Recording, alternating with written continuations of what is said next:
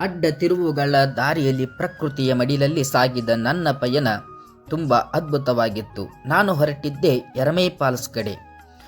ಈ ಯರಮೈ ಫಾಲ್ಸವು ಧರ್ಮಸ್ಥಳದಿಂದ ಕೇವಲ 24 ಕಿಲೋಮೀಟರ್ ದೂರದಲ್ಲಿರುವ ಒಬ್ಬರ ಸ್ವಂತ ಪ್ರೈವೇಟ್ ಪ್ರಾಪರ್ಟಿಯಲ್ಲಿ ಈ ಜಲಪಾತ ಇರುತ್ತದೆ. ಈ ಜಲಪಾತದ ವಿಶೇಷ ಏನು ಅಂದರೆ ಒಂದೇ ಸ್ಥಳದಲ್ಲಿ ನಾವು 2 ಜಲಪಾತಗಳನ್ನು ಕಾಣಬಹುದು. ಇಲ್ಲಿ ನಮಗೆ 2 ರಿಂದ 2.5 ಕಿಲೋಮೀಟರ್ ದೂರದಲ್ಲಿ ನಮಗೆ ಈ ಜಲಪಾತ ಸಿಗುತ್ತದೆ ಮತ್ತು ನೀವು ಕಾಲು ದಾರಿಯಲ್ಲಿ ಹೋಗಬಹುದು ಅಥವಾ ನಿಮಗೆ ಬೇಕಾದಲ್ಲಿ ಜೀಪ್ಗಳು ಕೂಡ ಇಲ್ಲಿ ನಿಮಗೆ ದೊರೆಯುತ್ತವೆ. ನಾನು 50 ರೂಪಾಯಿ ಟಿಕೆಟ್ಗಳನ್ನು ತೆಗೆದುಕೊಂಡು ಟ್ರೆಕ್ಕಿಂಗ್ ಮುಖಾಂತರ ನನ್ನ ಪಯಣ ಆರಂಭಿಸಿದೆ.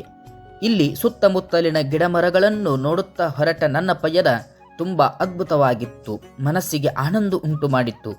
ಇನ್ನು 120 ಅಡಿ ಎತ್ತರದಿಂದ ಧುಮುಕುವ ಜಲಪಾತವೇ ಯರಮೈ ಜಲಪಾತ ಮತ್ತು ಎತ್ತು ಮಾಯವಾದ ಜಲಪಾತವೇ ಯರಮೈ ಜಲಪಾತ ಎಂದು ಹೇಳಲಾಗುತ್ತದೆ. ಏಳುವರಿ ಹಳ್ಳ ಎಂಬ ಸ್ಥಳವೇ ಯರಮೈ ಜಲಪಾತದ ಉಗಮ ಸ್ಥಾನ ಎಂದು ಹೇಳಲಾಗುತ್ತದೆ. ಹಿಂದಿನ ಕಾಲದಲ್ಲಿ 7 ಮಂದಿ ಯುವಕರು ಹೊಲದಲ್ಲಿ ಉಳುಮೆ ಮಾಡಿ ಉಳುಮೆಯ ಎತ್ತುಗಳನ್ನು ಈ ಜಲಪಾತ ಇರುವ ಸ್ಥಳದಲ್ಲಿ ದಿನಾಲು ತೊಳೆಯುತ್ತಿದ್ದರಂತೆ. ಒಂದು ದಿನ ಇದ್ದಕ್ಕಿದ್ದಂತೆ ಆ ಎತ್ತುಗಳು ಇಲ್ಲಿಂದ ಮಾಯವಾಗುತ್ತವೆ. ಇಲ್ಲಿನ ಪ್ರಾದೇಶಿಕ ಭಾಷೆ ತುಳುವಾಗಿತ್ತು.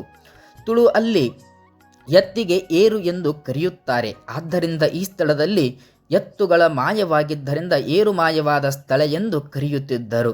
ಕ್ರಮೇಣ ಜನರ ಬಾಯಿ ಮಾತಿನಲ್ಲಿ ಏರು ಮಾಯ ಸ್ಥಳವು ಯರಮೈ ಜಲಪಾತ ಎಂದು ಬದಲಾಗಿದೆ. ಹಾಗಾಗಿ ನೀವು ಕೂಡ ಧರ್ಮಸ್ಥಳಕ್ಕೆ ಹೋದಾಗ ಈ ಸ್ಥಳವನ್ನು ಕಣ್ತುಂಬಿಕೊಂಡು ಬನ್ನಿ. ಹಾಗೆ ವಿಡಿಯೋ ಇಷ್ಟವಾದಲ್ಲಿ ಲೈಕ್, ಶೇರ್, ಕಮೆಂಟ್ ಮುಖಾಂತರ ನಿಮ್ಮ ಅನಿಸಿಕೆಗಳನ್ನು ತಿಳಿಸಿ. ಹಾಗೆ ನಮ್ಮ ಚಾನಲನ್ನು ಸಬ್ಸ್ಕ್ರೈಬ್ ಮಾಡೋದನ್ನು ಮರಿಬೇಡಿ. ಧನ್ಯವಾದಗಳು.